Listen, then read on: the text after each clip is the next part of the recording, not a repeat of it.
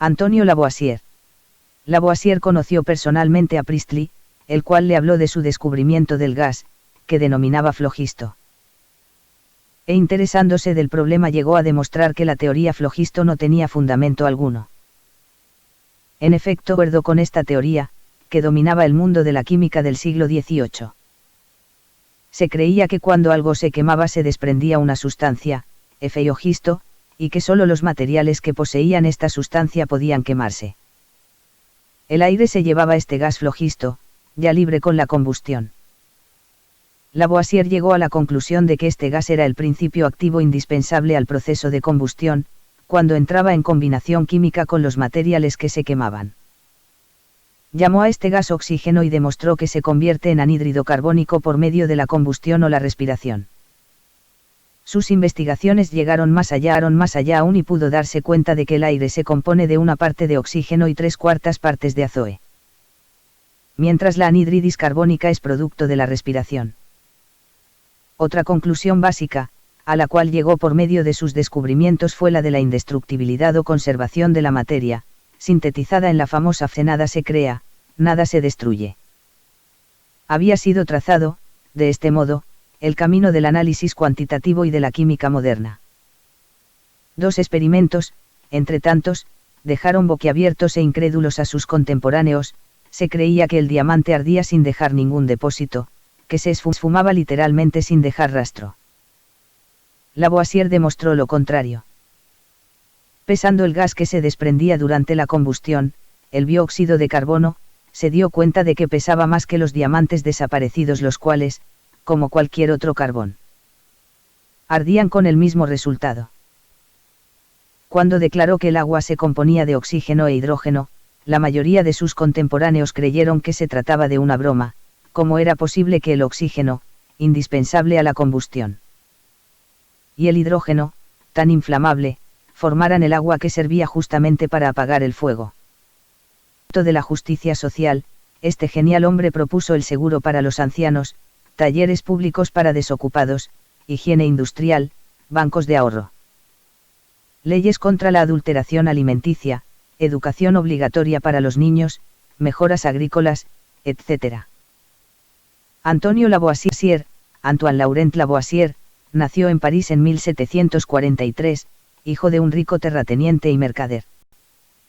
Estudió leyes, pero la ciencia lo atraía, y, en particular la química. A los 25 años recibió un premio por su plan de iluminación de la ciudad. Se demostró genial para la organización sistemática en su Tratado General de Química publicado en 1789, logró la primera gran síntesis de los principios químicos. En 1790 fue nombrado miembro de la comisión que estableció un sistema uniforme de pesos y medidas en el sistema decimal. Al estallar la Revolución Francesa suscitó el odio de Marat, que con falsas acusaciones lo hizo condenar a muerte. Fue guillotinado en París en 1794, a la edad de 51 años.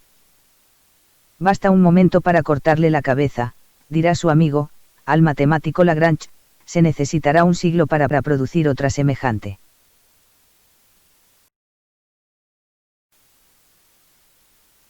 Lázaro Spallanzani.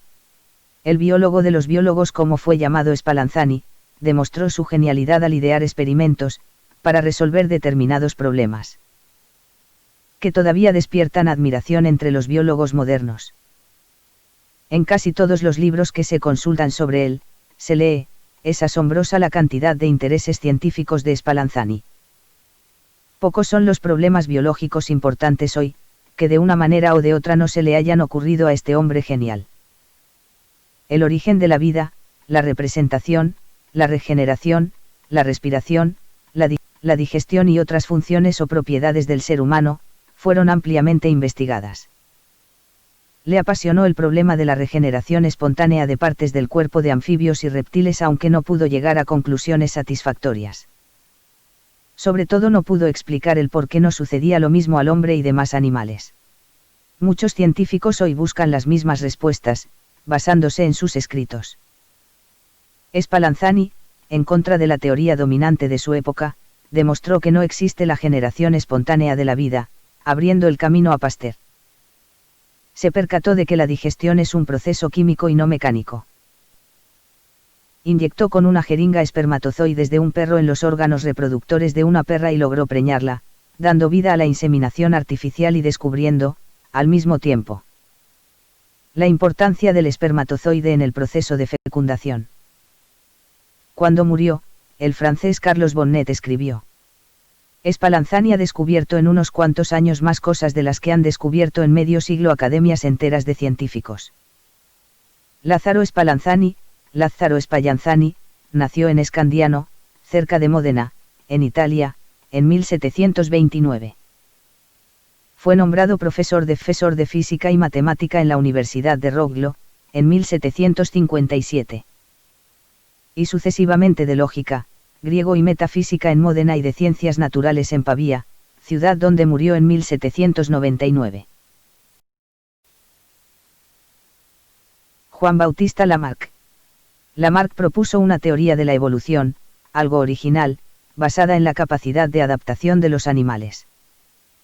Como él mismo escribió, el nacimiento de un nuevo órgano en el cuerpo de los animales es consecuencia de una necesidad que empieza a manifestarse.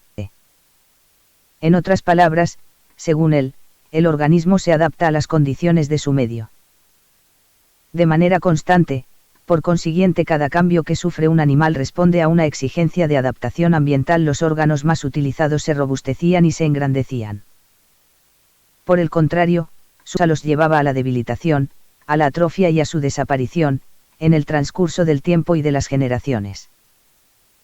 Su teoría sobre las características adquiridas que divulgó en su libro Filosofía Zoológica publicado en 1809, puede resumirse en estos tres postulados básicos. 1. El ambiente va modificando la estructura de los animales y de las plantas. 2. Estas modificaciones son dadas por el mayor o menor uso, e inclusive por el desuso, de un determinado órgano o parte. 3. Estas características, adquiridas, se transmiten por herencia a los descendientes. Esta teoría encontró muchos opositores. Las características adquiridas no solo se transmiten por herencia, sino que se pierden cuando termina el estímulo ambiental que las hizo desarrollar o crecer, afirman la mayoría de los científicos. Y contestando al famoso ejemplo de Lamarck que la jirafa tiene el cuello largo porque, en una determinada época, tuvo que esforzarse para alcanzar las hojas altas de los árboles. Con el fin de poder sobrevivir, hoy se prefiere pensar que solo las jirafas que tenían el cuello largo pudieron sobrevivir gracias a él. En una época en la cual quedaron las hojas colocadas muy alto, en los árboles. De cualquier modo, Lamarck se considera el precursor de Darwin y el fundador de la paleontología. Juan Bautista Lamarck, Jean-Baptiste Pierre Anton de Monet de Lamarck, nació en Bacentin, Picardía, Francia, en 1744. En 1792 fue nombrado, por Luis XV, custodio del herbario en el Jardín del Rey, en París. Al estallar la Revolución logró permanecer, en el rebautizado Jardín de las Plantas, con el cargo de profesor de zoología en el Museo de Historia Natural, anexo al jardín. Vio morir sucesivamente a sus 4 esposas, quedó en París cuidando y alimentando, a duras penas, a sus hijos. Finalmente pasó sus últimos años en la ceguera completa, siempre en extrema pobreza, cuidado por Cornelia, su extraordinaria hija. Murió en París en 1829.